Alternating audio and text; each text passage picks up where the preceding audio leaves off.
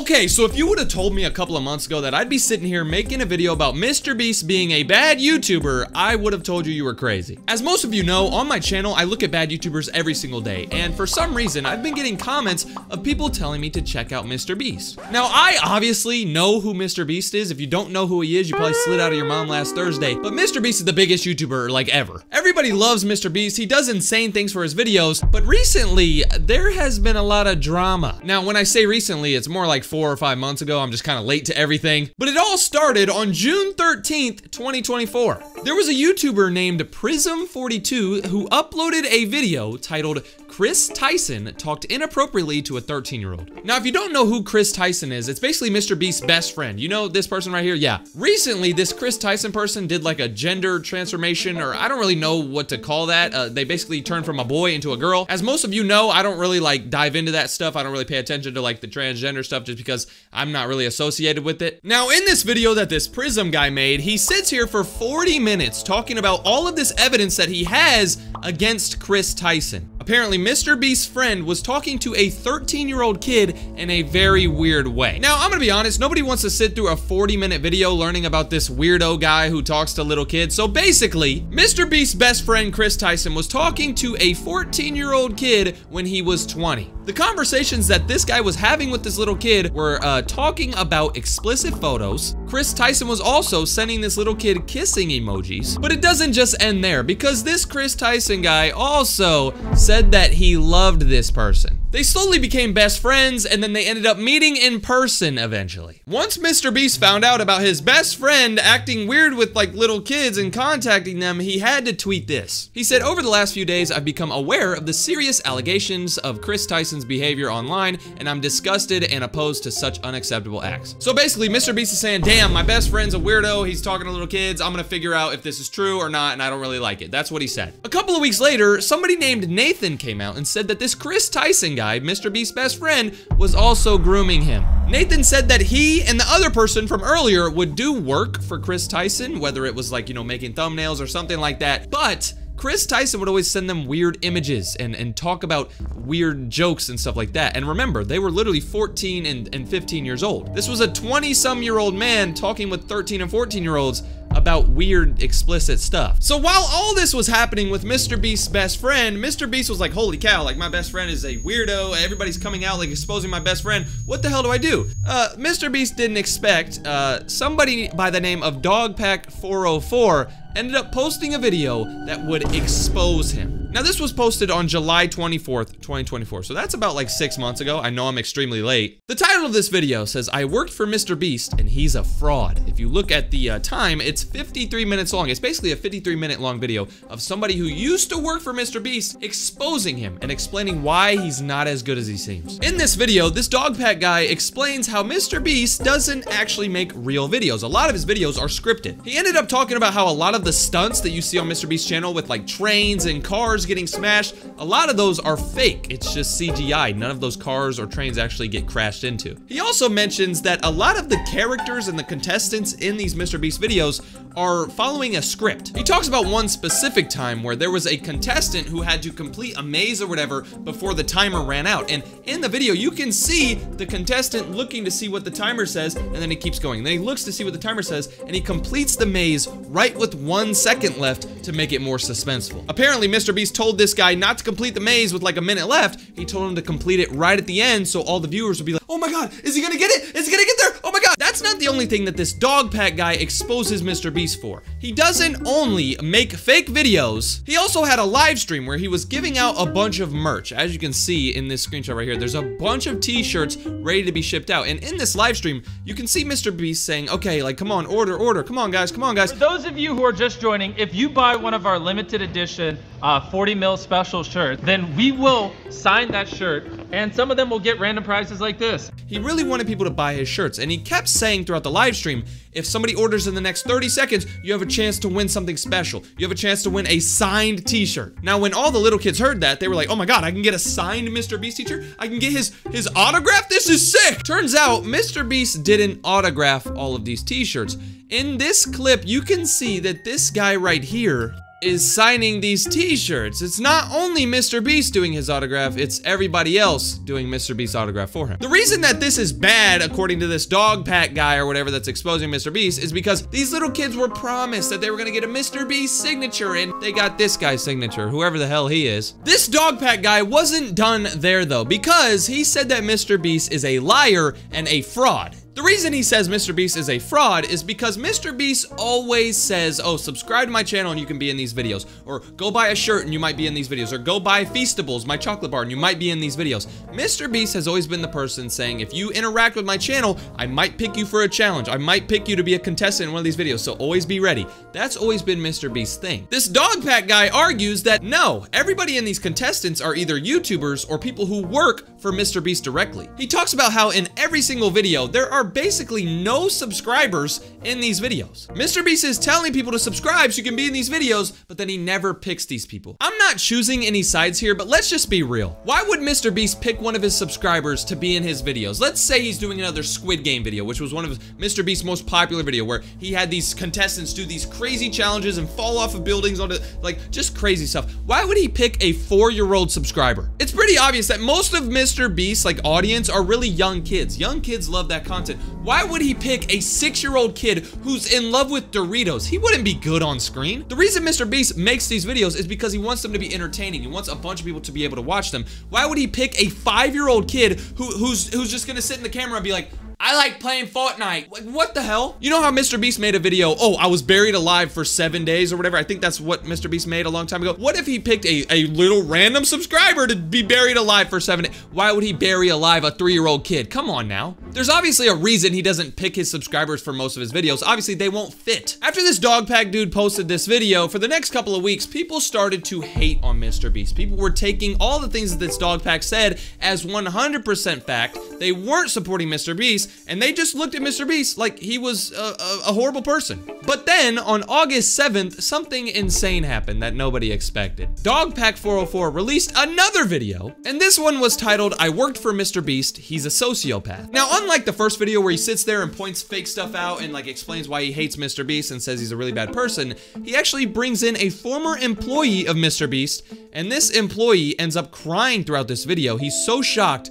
And listen to what he has to say. And I get a call from somebody over there, and they go, hey, they want you for a video. I was like, oh, amazing, great, cool, thank God. The pitch is 100 days in solitary confinement. They weren't turning the lights off. You know, I asked them, I said, can we like have like nighttime hours? And they said no, because it would the time-lapse shots. I had good people looking out for me. And I go, they're not turning the lights off. He goes, what?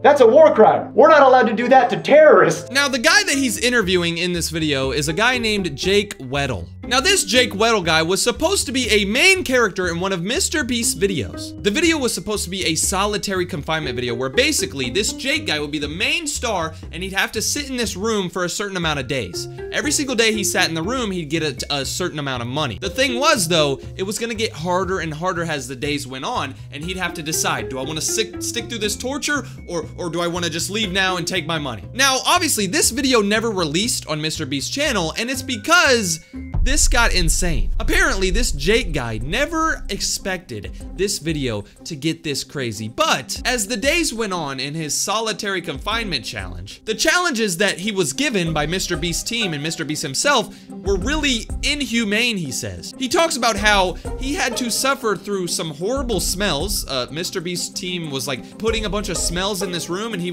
couldn't even like smell right, like it was just horrible, and he was basically getting tortured. And the ice cream machine, let's talk about that for a second. Reeking of smelly dairy mildew. He also mentions how whenever it was nighttime and they weren't really recording anymore, he asked them, like, can you turn the lights off? Like, there's lights shining on my face. And Mr. Beast's team was like, no, we're not gonna turn the lights off. It's gonna mess up the time-lapse footage. With all of these weird things happening, this Jake guy just decided to stick through it and try to, you know, make it to the end of the challenge so he could get all the money. He really needed the money, and he knew that Mr. Beast knew that. Mr. Beast knew that this Jake guy really needed the money, and he knew he could throw whatever at him to get a crazy reaction. He knew that this Jake guy was gonna sit in this room and suffer for as long as he could. So this Jake dude's just sitting there in this solitary confinement room for this video, just suffering, but he says the reason he ended up quitting was because one time they woke him up in the middle of the night and forced him to run a marathon on a treadmill. Jimmy comes in and I'm asleep. I don't know what time it is. I don't know, it's like 2 or 3 or whatever. He's like, why is he sleeping? I don't know, because I can't sleep. And he comes in, he wakes me up. And he goes, ask me why I have 2 briefcases. And I'm like, why do you have 2 briefcases? And he goes, oh, because this one's for today, you know, and this one's for the challenge. And I go, what's the challenge today? He goes, you're gonna run a marathon. And you're gonna do it on that treadmill over there. I couldn't say no to the treadmill thing. And I'm running until 3 a.m. When I got off the treadmill, oh, the blisters I had on my feet were like, you wouldn't believe, just all over, just these big red. And that's when I was like, I'm done. I can't. I'm done. I'm out. I'm out. Now, if you've seen Mr. Beast's videos before, you know that he adds in challenges all the time. I remember in one video, he was like giving away a Lamborghini or whatever, and everyone had to put their hand on the Lamborghini, and he was doing challenges. He was telling people, okay, we got to do like jumping jacks, and they'd have to like do jumping jacks or whatever with their hand on the Lamborghini. He always introduces challenges, but this Jake guy thought that waking him up in the middle of the night and forcing him to run on a treadmill was way too much. So he quit, and then the video was scrapped. After this challenge, this Jake guy said he didn't feel the same. He ended up getting insomnia because of that one night where they, you know, shined the light on his face and he was asking them to turn it off and they said no. He says he can't sleep now. He said he had bruises on his leg from running and the other things that he had to do in the challenge. He basically claimed that Mr. Beast treated him so poorly that he ruined his life from one video. However, the biggest claim from this video and the biggest drop of information that would ruin Mr. Beast's career came at the end of this video. They start talking about how there was somebody working with Mr. Beast and Mr. Beast's team that went by the name of Delaware. They talked about how Mr. Beast was cool with him, everyone was cool with him, and this guy would help them out with videos and stuff like that. In the few videos that Delaware was shown, he was shown wearing a mask. Now, at the time, people were like, that's kind of weird. Why is Delaware wearing a mask? Why doesn't he want to show his face? But then some people said, hey, maybe he doesn't want, you know, all the fame to get to him. Maybe he doesn't want people to notice him in the middle of the street, you know, or at the supermarket. He don't want people to come and crowd him, which I can agree with. Turns out, the reason he was wearing a mask isn't because he doesn't want people to know him. It's because he shouldn't be there. He'll be in videos. He'll be in thumbnails. He'll be around. And whenever he is, he's wearing a mask. Why would you wear a mask? Why would you conceal your face? It's like, what are you concealing? That you are a registered sex offender? And that your face can be looked up on a thing? How much more can you literally cover up a sex offender? This Delaware guy that is seen in a ton of these videos is actually somebody named Charles Robert Jefferson. In April 2010, this Delaware guy assaulted an 11-year-old girl. He was arrested and sentenced to prison for about 8 years, and then he was released in 2018. This is very weird to me because Mr. Beast's old best friend, Chris Tyson, was, you know, proven to be texting minors in a very weird way, and then now somebody else on Mr. Beast's team has had history with being weird with little kids, and the fact that Mr. Beast has made tons of videos with little kids, like 100 little kids versus 100 little kids. I don't know his videos specifically, but I've seen a ton of videos where there's a ton of little kids in his videos. This is weird. Were these two weirdo friends of Mr. Beast on the set when this was happening? Were they looking at these little kids like, oh, I can't wait to text? I don't know. I don't really know what to say. A lot of people are out here saying that Mr. Beast is a fraud, Mr. Beast is a scammer, Mr. Beast is a horrible person, we should stop watching him, he should be canceled, but I don't really agree with that. You see, most of these controversies are about his friends. Almost everything that comes out about Mr. Beast drama or whatever, it's about Chris Tyson being a weirdo, or it's about that Delaware guy being a weirdo. And yes, Mr. Beast did associate with them, but it's not like Mr. Beast has ever been caught being weird with little kids. Like, for example, let's say that one of my friends got in trouble for being a weirdo with kids or whatever. I wouldn't be in trouble, you know what I mean? Just because my friend did it, I shouldn't be the one getting in trouble. So I don't know why Mr. Beast is getting, you know, called out for his friends being weird. Now, if in the future Mr. Beast gets exposed for, you know, doing this weird stuff with his friends, then I think we have enough reason to hate on Mr. Beast for this. The things that Mr. Beast actually did, though, like faking his videos and making it scripted and more entertaining